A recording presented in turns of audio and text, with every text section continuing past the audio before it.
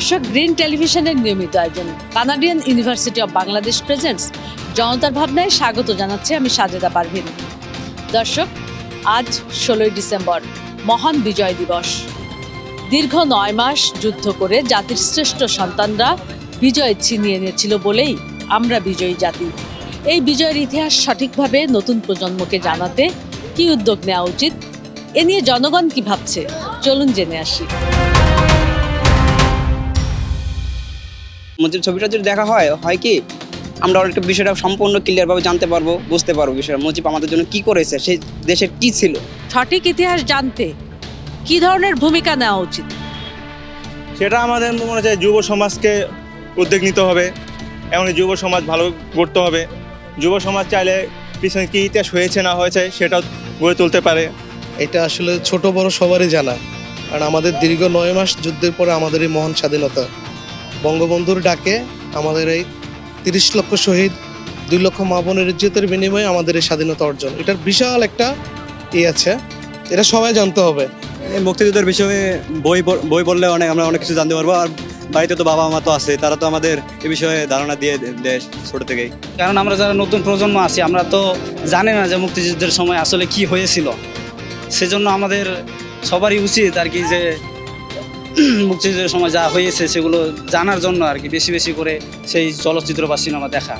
দেশের যে ইতিহাস বিকৃতি করছে, এই বিকৃত ইতিহাস থেকে সঠিক ইতিহাস নতুন প্রজন্মকে জানাতে কি ধরনের উদ্যোগ গ্রহণ করা উচিত? ডেইলি লাইফের সাথে এটাকে অ্যাডজাস্ট করে দেওয়া উচিত যে আমাদের মুক্তিযুদ্ধের আসল ইতিহাস, আমাদের ওনার কিভাবে নেতৃত্ব দিয়েছে, কি কি কাজ করেছে, ওই সব জিনিস আমাদের তরুণ প্রজন্মের মাঝে যদি ছড়িয়ে দেওয়া যায়, তাহলে আমরা আমাদের ভবিষ্যৎ প্রজন্মে এই ইতিহাস সম্পর্কে ভালোভাবে জানতে পারবে। সোশ্যাল মিডিয়া অন্যতম মাধ্যম। সোশ্যাল মিডিয়ার মাধ্যমে আমাদের এই নতুন প্রজন্মের কাছে আমাদের এই মহান বিজয় দিবসের গুরুত্ব এবং তাৎপর্য তুলে ধরা আমি মনে করি সম্ভব। তাদেরকে বিভিন্ন যে কালচারাল প্রোগ্রামগুলো আছে, পারিবারিকভাবে বাবা মারা এইসব প্রোগ্রামের সাথে তাদেরকে নিয়ে যেতে হবে, পড়তে হবে, শিখতে হবে, দেখতে হবে। আমাদের এলাকায় এটা নিয়ে একটা সাংস্কৃতিক অনুষ্ঠানের আয়োজন করেছি, এরপরও পতাকা উত্তোলন। তো এই বিষয় নিয়ে আমরা সবসময় এলাকাবাসীকে উদ্বুদ্ধ করি। বাংলাদেশে যে সৃষ্টি হয়েছে সেই ইতিহাসটা সঠিকটা সবসময় একই থাকা উচিত, যে সরকারি ক্ষমতায় আসুক। বাংলাদেশের সঠিক ইতিহাসটাই আমার সন্তান জানবে। জনগণ মনে করে নতুন প্রজন্মকে কোনো অপশক্তি যাতে বিভ্রান্ত করতে না পারে, সেজন্য সঠিক ইতিহাস জানাতে সরকারের পাশাপাশি যুব সমাজকেও এগিয়ে আসতে হবে। বাংলাদেশটাকে তুলে ধরার জন্য প্রধানমন্ত্রী শেখ হাসিনা যা করণীয় সেটা সে করতেছে, আর সামনের দিকে আরও করবে। এটা আমরা আশাবাদী, আরও কিছু দেখতে পারবো। বাংলাদেশটাকে থাইল্যান্ড, আমেরিকা কাছাকাছি চলে যেতে পারে।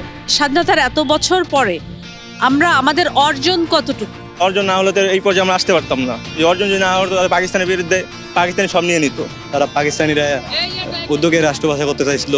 এখন আমরা আমাদের নিজস্ব ভাষা, মায়ের ভাষা বাংলা দিয়ে কথা বলতেছি। দিন শেষে বলতে পারি আমরা স্বাধীন বাংলাদেশে আছি, ভালো আছি। স্বাধীনতার যে লক্ষ্যে মুক্তিযুদ্ধ করা হয়েছিল, যে উদ্দেশ্য ছিল, দেশ সেই কাঙ্ক্ষিত লক্ষ্যে কি পৌঁছেছে? আল্লাহর রহমতে আমাদের কাছে মনে হচ্ছে যে আস্তে আস্তে দেশ আগাচ্ছে।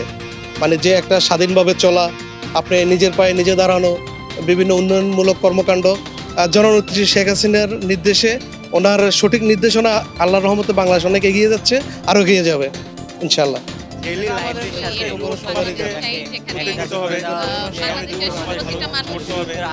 জনগণ মনে করে মুক্তিযুদ্ধের কাঙ্ক্ষিত লক্ষ্যে এগিয়ে যাচ্ছে বাংলাদেশ। দর্শক, এই ছিল আমাদের আজকের আয়োজন Canadian university of Bangladesh presents জনতার ভাবনা। দেখতে চোখ রাখুন গ্রিন টেলিভিশনের পর্দায়।